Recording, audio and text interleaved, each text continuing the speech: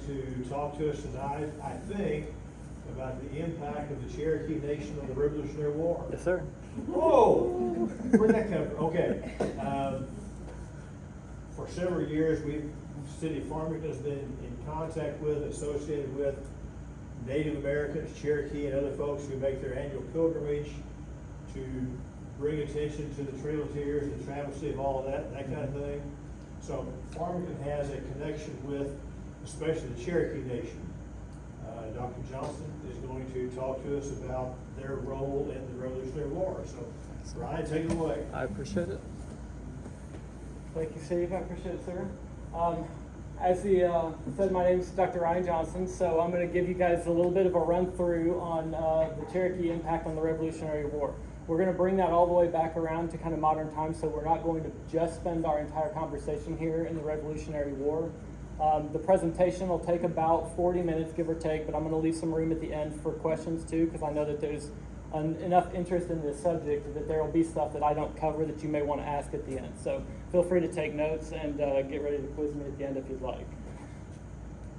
So as I said, my name is Ryan Johnston. I grew up in Tahlequah, Oklahoma, which is where the current home of the Cherokee Nation is. About halfway through high school, my family moved to Farmington, so I consider myself a hometown boy here. I graduated high school from Farmington. And then I was in my first year of chiropractic college when the September 11th attacks occurred, and went and talked to the recruiter the next day and joined the Air Force to go enlist. So I spent my time flying in Iraq and Afghanistan on C-130s as a cargo loadmaster. Met my wife in service, and she ended up hurting her back. So when I came out of chiropractic service, I finished up out of the Air Force, I used my GI Bill to finish up my chiropractic training, and that's how I became a doctor. So I have a side passion for history and have written a couple history books, one on the local history of the shaping of Farmington, and another on the Oklahoma fur trade that's a little bit less on Farmington, but dives a little bit more into kind of some of Oklahoma's history. My family comes down through the French fur trade families of St. Louis, so I've got some family lines that were involved in that.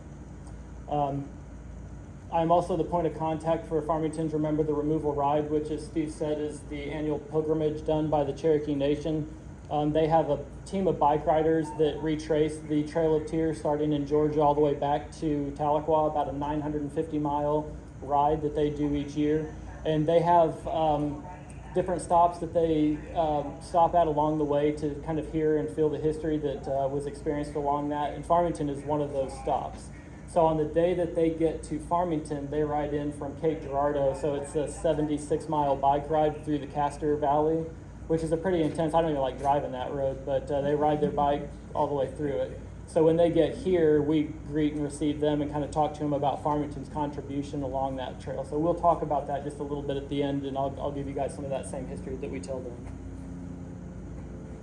All right, so the Cherokee homeland is a very, very big group of about portion of 6 states. It goes back prior to recorded history. The Cherokee Nation has a written language as well, but that didn't come into being until about the 1820s. So prior to that, they didn't have anything other than oral history. But their ancestral homeland would be kind of the southern Appalachian Mountain region, extending all the way kind of down into Georgia and Alabama. Their contact to colonial America was primarily through South Carolina, through what was called the Cherokee Path, extended from the ports of Charleston all the way inland to the backcountry, the towns near where Clemson, South Carolina is today. As the Cherokee lost some of their homeland and got shrunk down as time went on, this path was expanded by traders and by other colonists that were moving into the area, because it was a very well-placed route that avoided all of the water crossings and was able to resupply the backcountry to the ports directly. So it was a big contact point.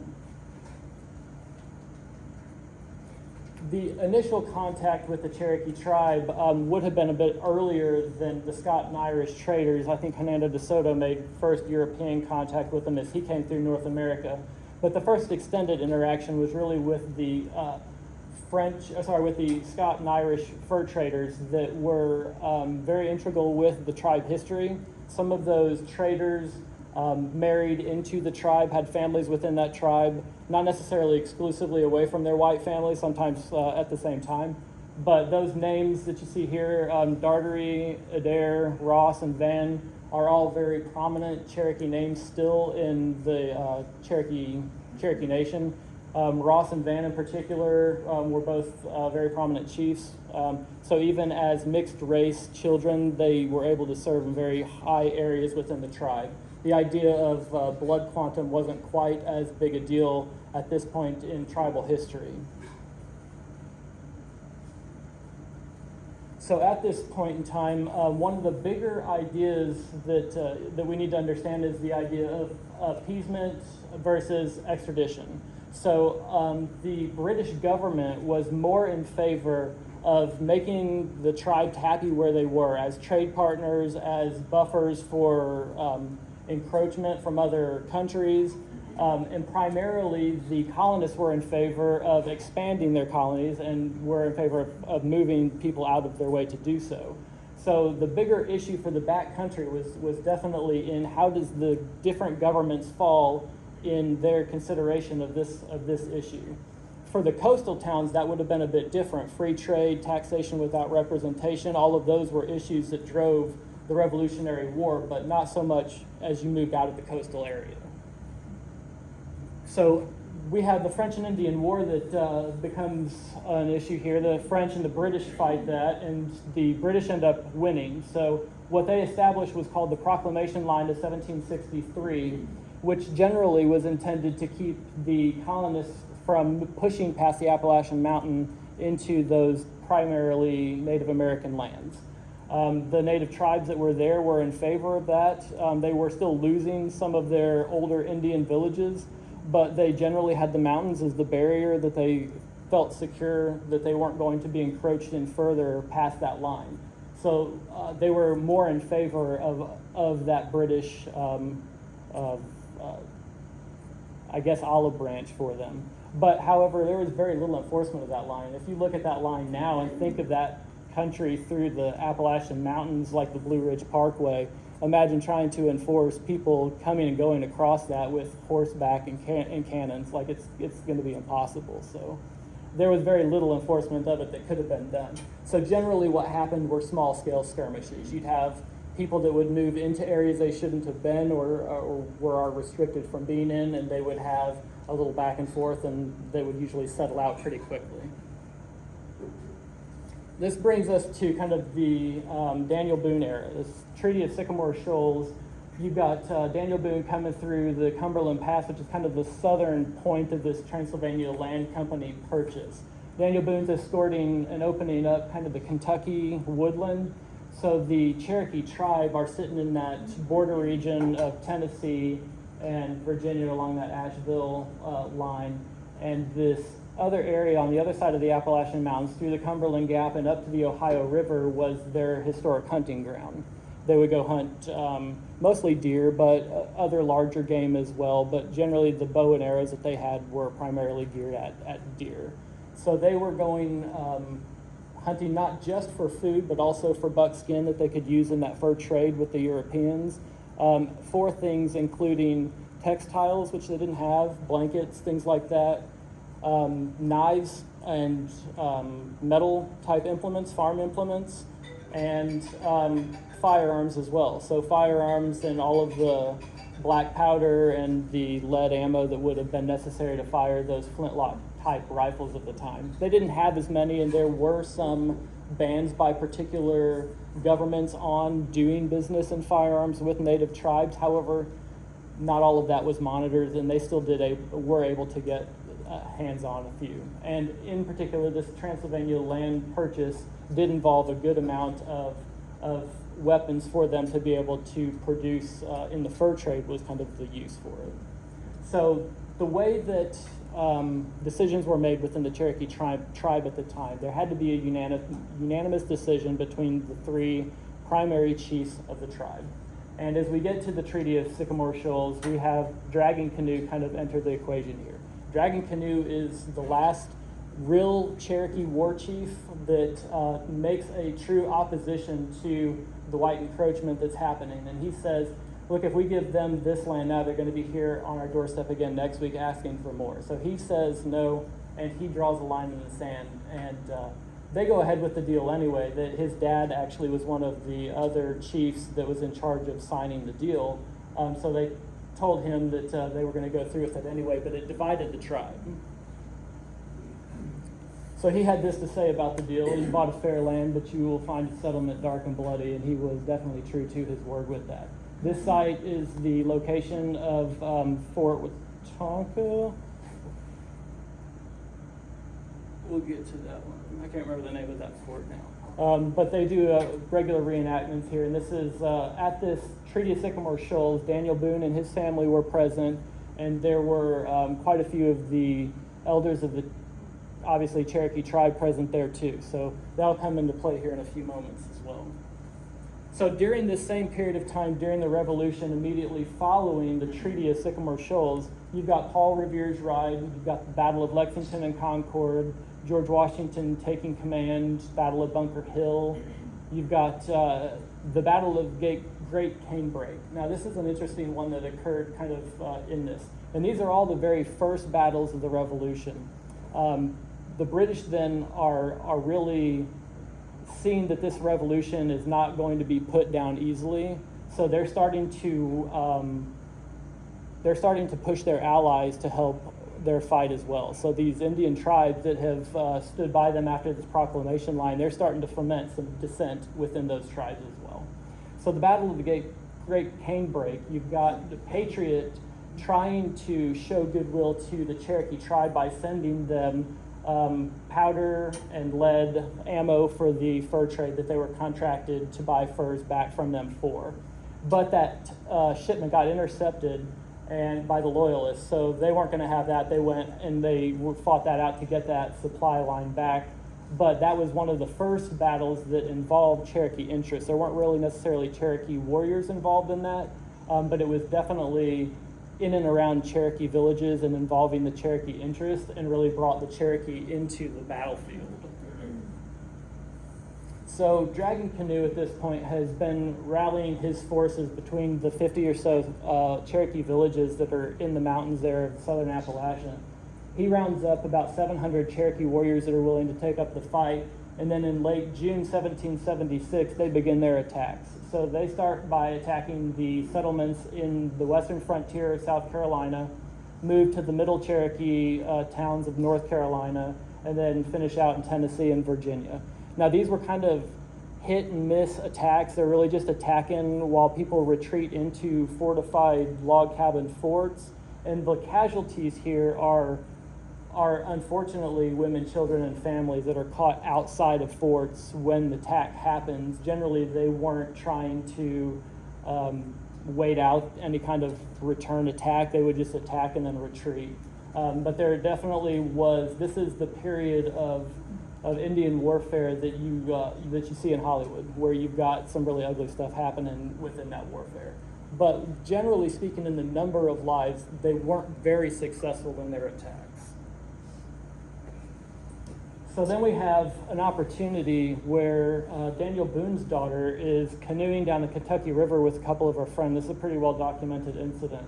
And a few of the Cherokee warriors recognized her from the Treaty of Sycamore Shoals and recognized her as a political target that they could turn into something, at least leverage. So they went ahead and they kidnapped her, and word got back to Daniel Boone pretty quick. So they mounted a party, and within 3 days they had the girls retrieved, unharmed, but not so much for the guys that had taken them. But it was memorialized in several different paintings. I chose this one just to kind of show that situation. But that definitely caught the colonists' attention. When you've got a prominent figure like Daniel Boone's daughter who has now been taken, now we're going to have to do something.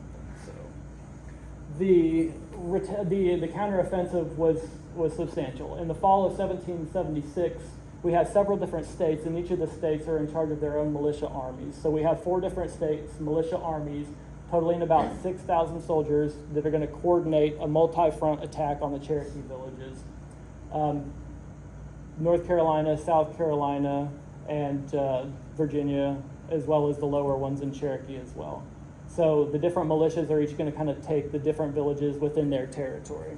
The battlefield map looks a little like this. You've got Major Rutherford and Williamson kind of coming through together, and then Christian gets a little bit up north of them in the other side on the Cumberland Gap. And then you've got Georgia down below here. But you can see kind of these settlements are in and along the mountains. The Cherokee tribe see this coming, so they were able to evacuate most of the towns. There wasn't a large loss of life in this exchange either. However, they did lose most of their assets, and this was primarily the military objective, was to knock this crap out. So what they did was they burned every village that they could find. But on their way in, they had what became known as the Battle of Black Hole, which occurred at Weah Gap. Weah is the Cherokee word for wolf. At Weah Gap, they had kind of a bottleneck point where the army was going to have to come through, and they had the high ground. But they didn't have a lot of weapons or ammo to really put much of an attack in. But they did have the high ground, so they were able to pin them down for a couple hours until they ran out of ammunition and retreated back into the landscape. Still on both sides, relatively low number of casualties, a few wounded on the militia side because they were taking fire more, but a pretty low-key engagement as far as Revolutionary battle totals go. So in their official report, Major Rutherford and Williams documented that they burned 36 towns, recorded 12 Cherokee killed, and 9 taken prisoner. Their primary mission, though, was to wipe out their supplies. So they confiscated horses, livestock, and over $2,500 worth of deerskin powder and lead. They also burned all of the associated cornfields, maize fields with each village so that they didn't have a place that they could really come back to and mount return attacks. So in total, with the Overhill Cherokee and the Georgia Cherokee, 50 total villages were reported as being burned, like I said, with the associated crop fields, forcing the survivors, which were most of the people, into the mountains for the winter. So by spring, they were pretty willing to come to the negotiating table. In May 1776, the Cherokee signed a treaty which gives up that larger block of land, and they consolidate down into that dotted line area here. They will, in another treaty, lose more of that and consolidate down into kind of their primary area.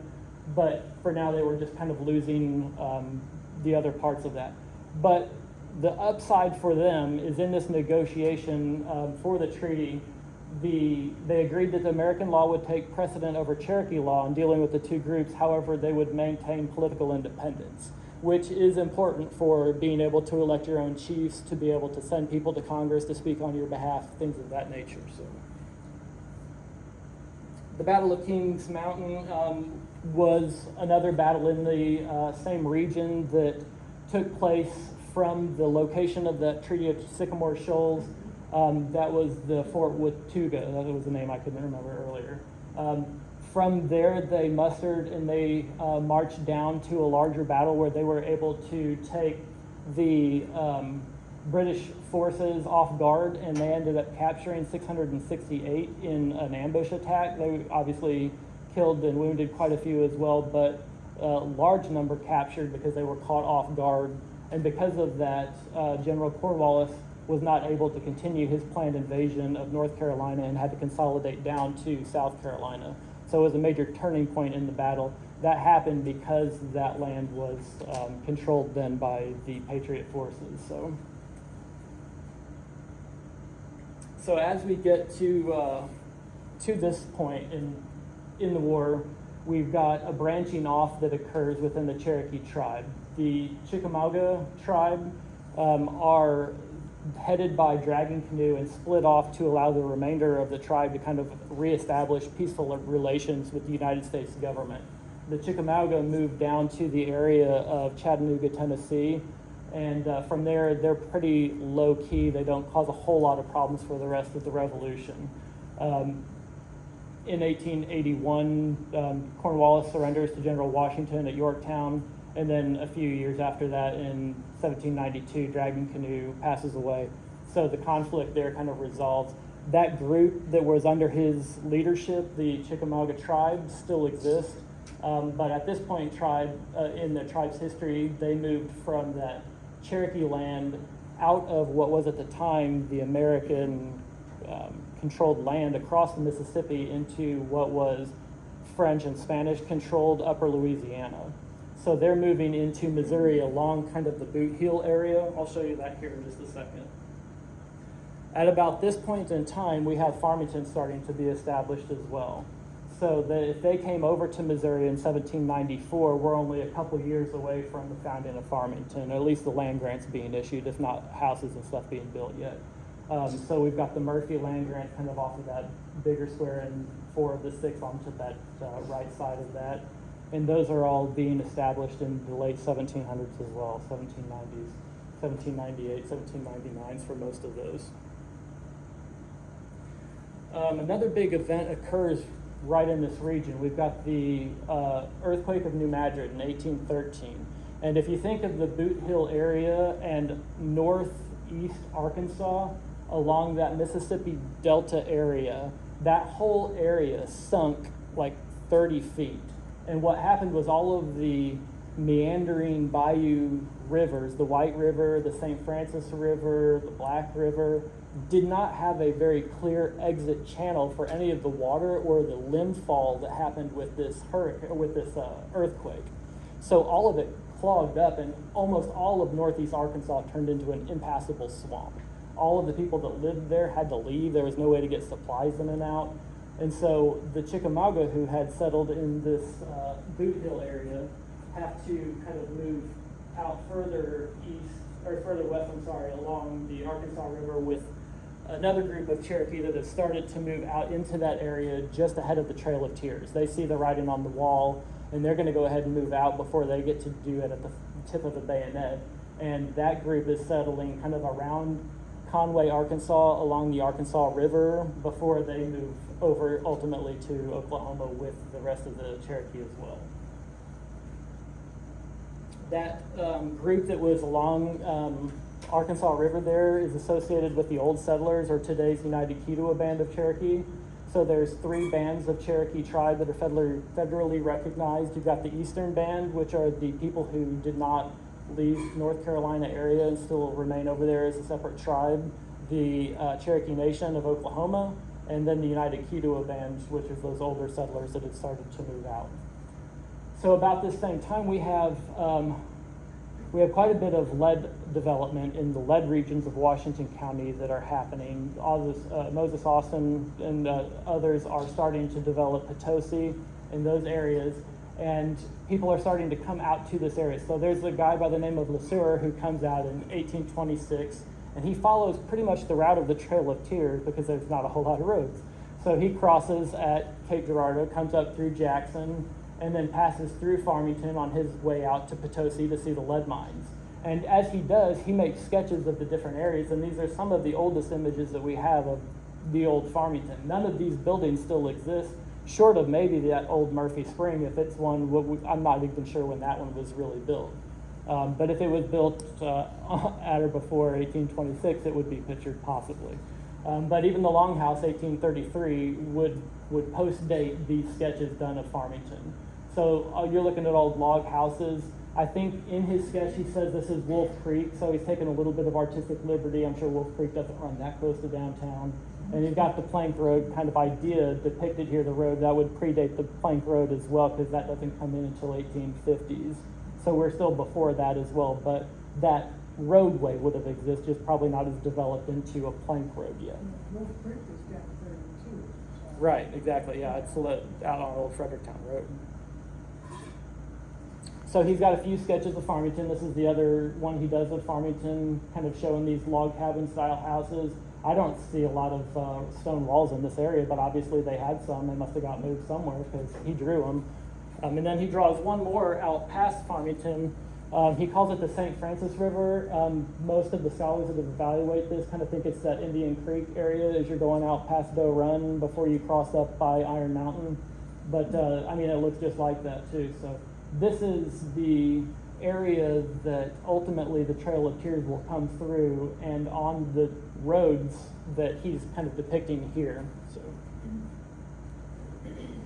and ultimately, as we get to 1830, we have the forced removal of more than just the Cherokee, and more than just the 5 tribes shown here. There was impact kind of bigger than this, but this shows the 5 tribes, Cherokee, Choctaw, Chickasaw, Seminole, and Creeks, Trail of Tears, with that blue one kind of to the north being the Cherokee moving out of there.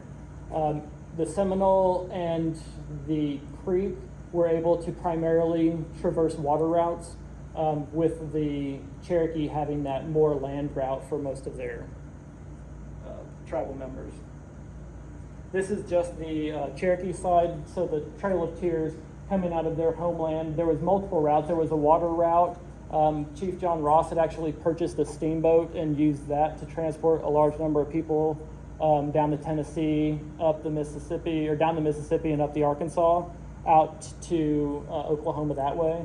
But not everybody was able to take that route. So as we get to Missouri and you cross the Mississippi into Missouri, there was a split in the route that they call the Hildebrand route, which kind of wandered off into what is now the Mark Twain Forest, and that's a really hard terrain out there, and they suffered quite a bit of casualty and loss because of the hardship of the terrain. They branched off because there were so many people on the trail. They had 16,000 people that had to take this trail, and if you're on horseback or on foot and dirt roads and you have that many people traversing it, you're going to wear the roads out pretty quick. So due to the muddy conditions, they had to split off, and then that's what happened. So Farmington's involvement in the Trail of Tears at that point was pretty substantial. So they were not able to get very good supplies most of the way down the Trail of Tears. There are a large number of people, and they need to provide food for their animals as well. When they get to the Mississippi River, there's a bottleneck that happens because the winter comes early, and they kind of get stuck at the Mississippi River for the primary body. This is the first dispatch. So the first volunteer dispatch that occurred in 1837 is the only documented journal that we have from the quartermaster to know exactly where they spent money and on what. So from that, we can learn a lot of the other dispatches. They would have followed the same route and had a lot of the same resources available. But at the point that they get to Farmington, we've got a few places that they're able to get big supplies. So Zenon Blank has a plantation farm out in Libertyville, and he's able to supply 470 pounds of salted pork, 156 pounds of bacon, 250 pounds of beef hindquarters, 239 pounds of beef forequarter, totaling over 1,000 pounds of just meat. 7 bushels of cornmeal, 350 pounds, and then from another farm, 25.5 bushels of corn and bundles of hay for their horse, as well as a giant 306-pound order of salt to preserve raw meat that they're able to hunt and procure on the trail. So nowhere before or after this point had they been able to find that amount and variety of essential supplies in one place and be able to get them. They kind of think that these amount of supplies were available because Mr. Blank had multiple slaves on a plantation-style farm where they were commercially producing agriculture for the St. John market to ship down the Mississippi to New Orleans. So there was an agricultural model in play here that allowed for that extra supply to be here. But even at that, if you're going to take that amount of supply from one farm or plantation, you're going to leave them in a large deficit that they're going to have to climb out of. But they were paid to do so, and that's kind of how they were able to get supplied at this point. So when I think of the Revolutionary War, I think of American independence, and I have this picture in my brain. Ships sailing off into the sunset, back to British with America in the rearview mirror. So this is what I've always kind of pictured as the result of the Revolution. However, it is a little bigger than that. The result of the Revolution impacted each of those tribes that then had to relocate in negotiations after that. They all ended up in what was at the time Indian Territory, now Oklahoma, and obviously, like I said, involved more than just the 5 Cherokee, Choctaw, Chickasaw, Seminole, and Creek, which the government at the time considered the only 5 civilized tribes. The rest of them kind of got what they got. But they all got put into the same area of Oklahoma. Now, in addition to the Cherokee history, our country's history is very in play with this history. So this is Captain William Alexander's grave, who is over behind the hospital by their new building that they built over here in town.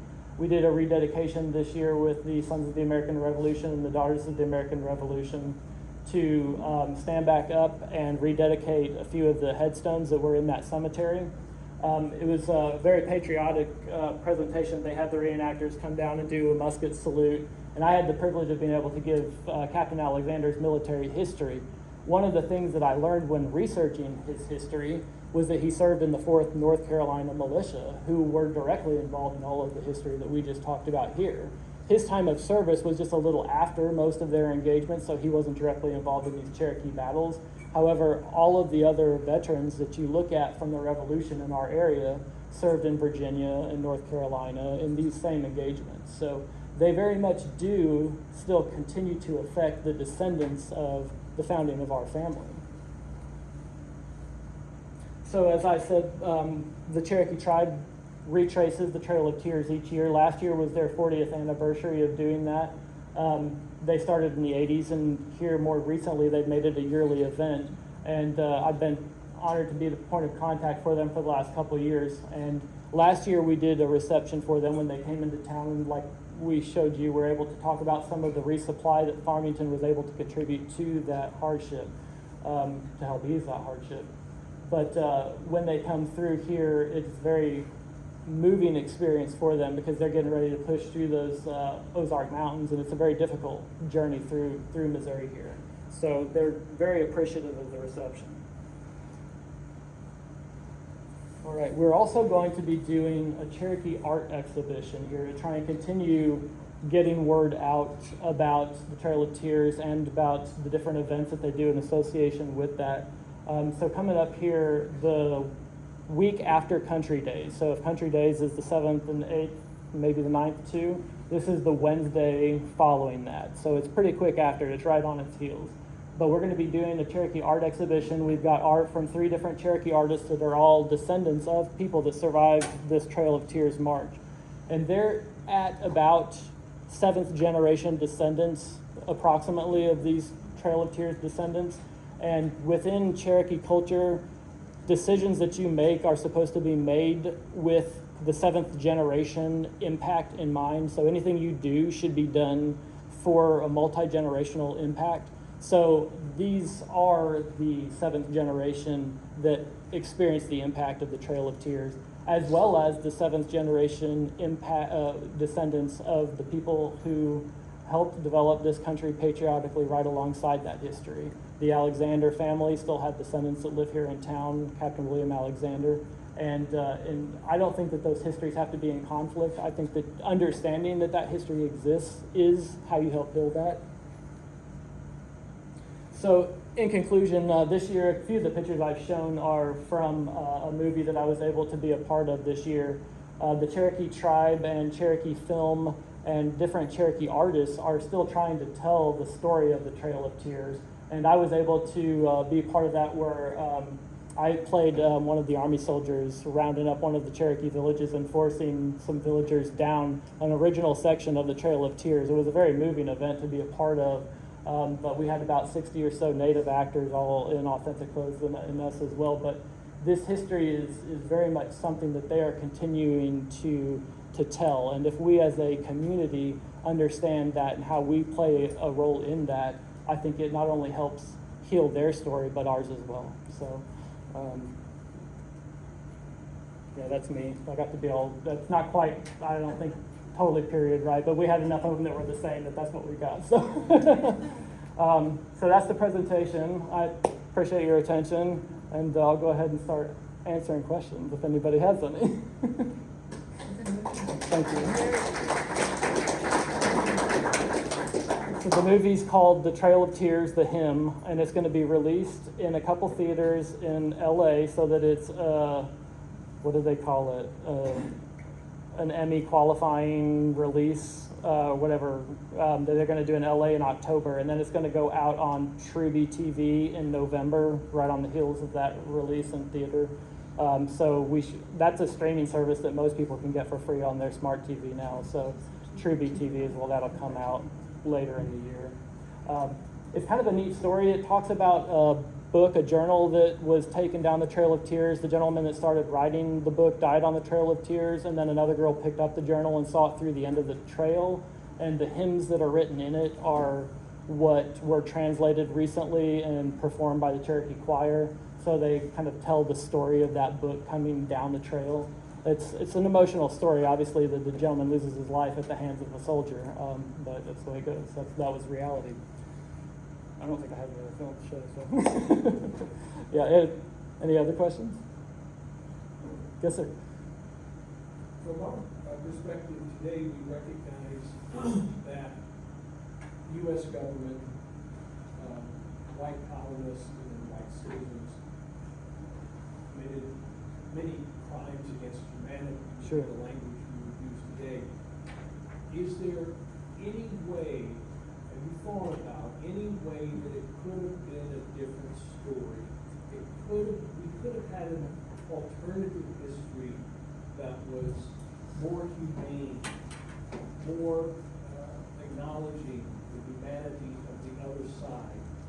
Or is the way it happened the only way it could have happened? No, I really appreciate that question, because there were voices at the time, Daniel Boone being one of them, even though his daughter was involved in that kidnapping, as we saw, who as a senator was out there speaking on behalf of the rights and speaking against Indian removal as a practice. And there was others as well. Sam Houston was another large voice that was speaking on behalf of this type of issue. So there was definitely other options available. I see a lot of the similarities occurring again with the way that we deal with migration currently, but there's a lot of a slippery slope involved in that. I think trade would have been the way I would have suggested, but I mean, obviously I wasn't involved in problem solving this at the time, but the trade that they had going with the different native tribes was in itself a supportive symbiotic relationship. The European market was very much in demand of the furs and the things that the natives were able to provide had they the land and the ability to continue doing what they were doing. They, to some extent, then continued that in Oklahoma when they got there, but they were much depleted as a people to be able to do so. And there were other tribes already out in Oklahoma doing that. The Osage, who were working with the French fur trappers out of St. Louis, that had a lot of resources at their disposal as well. So, yeah, I don't think it necessarily had to go that way at all. And it's tough to place the blame on any one person, but I think within Native culture, Andrew Jackson gets a lot of that blame. So I don't know if that's all fair, but that is where a lot of it ends up going. So. If you were reminded by the ruling of the Supreme Court. Yeah, right. There was definitely Supreme Court ruling in favor of the Cherokee tribe in Georgia that their sovereignty existed, and he ignored that to lottery their land anyway. So yeah, it's a tough thing to say that the president can act outside of what the Supreme Court has ruled, but that was history as well, right? Any other questions? Where was the film movie? We filmed at Prairie Grove Battlefield in Arkansas, northeast Arkansas, along a section of the Trail of Tears there, and then in Tahlequah along a riverway down there called Barren Fork River. This scene here was out along the Trail of Tears route at Prairie Grove Battlefield. So they had one of the reenactor groups there that do mostly Civil War reenacting at that battlefield that came out and had the dragoon costumes as well that they could kind of fill in other positions. So we had an enlisted Army troop, and then we had a couple officers on horseback and had a wagon cart with the whole thing. It was neat. It was a good setup. I'd never been involved in anything like that. I did theater in high school a little bit. But I grew up with the guy that wrote the story, and when they needed some white actors, I volunteered to be one of them. So, any other questions? All right, well, I want to thank you guys for coming out, for your attention. If you guys would like to be a part of the Cherokee stuff going on in the future, again, the next thing that'll be happening is that June 11th art show. We'll be doing it for one day only, so don't miss it, or you have to wait another year to see it. But it'll be June 11th from 4 p.m. till 6 p.m., so it'll be an evening kind of deal after work. So at the Longhouse, yes, ma'am. Yep. All right, well, thank you very much, Mr. Slinker. Yeah. All right. Well, thank you very much, everybody. I've got copies, if you want to look up here at the table, copies of the pamphlets that they have over in Farmington's Jailhouse Museum here, which show the different routes of the Trail of Tears. You're welcome to take these copies. I just got them over there from their brochure rack. We have some of those at the Longhouse. Okay, and we got some of these at the Longhouse too. And then this book over here is the one that I did on Farmington's history. There's a copy of that one in the library here. And I've got copies of the Oklahoma Fur Trade one on my website. And if you want to know where that is, I've got business cards that have that written down. It's the johnstonCenter.com. So I've got those books available on there, and you can check out the other one. This one will be in the library as soon as they get it cleared through their system. And the Longhouse. I have a quick question. Mm-hmm. The original sketches of Farmington. Yeah. Did you get those? I got those from the Trail of Tears Association of Missouri's website. They have an interactive map on their deal that shows all the different campsites of the Cannon Dispatch, where they camped and what route they took. And on one of their pages, they've got different monographs of sketches of different people and places. And I think they have like 30 to 50 of those, and that was in one of the monographs of Farmington. So there was one specifically on Farmington and one on the leg from Farmington to Caledonia, because there's some dispute as to which way it went there. So there's a pretty neat little kind of discussion And on that's that. the Trail of Tears. Yeah, I don't know their website, but it's the Missouri Trail of Tears Association.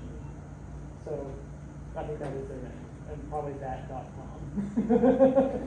And the Longhouse is now on the National Park Service Trail of Tears site. So you can go to National Park Service. Yeah, the Longhouse was designated as an official witness structure this year on the National Trail System because it was built in 1833 and the Trail of Tears happened from 1837 through 39. So it was a witness to the Trail of Tears. All those 16,000 Cherokee that would have taken that northern route of the Trail of Tears would have walked through downtown Farmington and past the Longhouse. And that was one of the things that they designated this year. And as well, the Jailhouse Museum as an interpretive center on the Trail of Tears for the history display that they have in there, telling some of this history as well. Any other questions? All right. Well, thank you again very much for Thank you. coming out.